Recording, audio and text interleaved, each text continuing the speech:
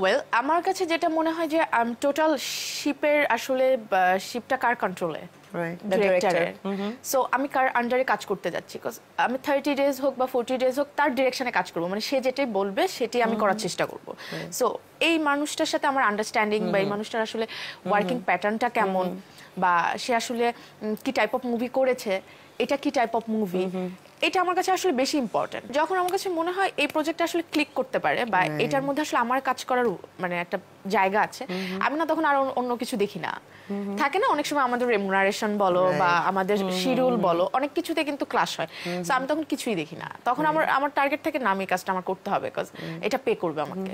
জুটি প্রথাটা কিন্তু একটু কমে গিয়েছে, দেখো তুমি, আমরা কিন্তু জুটি হিসেবে খুব কম কাজ করছি। কারণ হয় কি, যখনই একজনের সাথে পার্টিকুলার একজনের সাথেই কাজ করা হয়, তখন কিন্তু তার বাইরে কাজ করলে দর্শকদের কিন্তু নিতে কষ্ট হয়, তারা কিন্তু সহজে নিতে পারে না।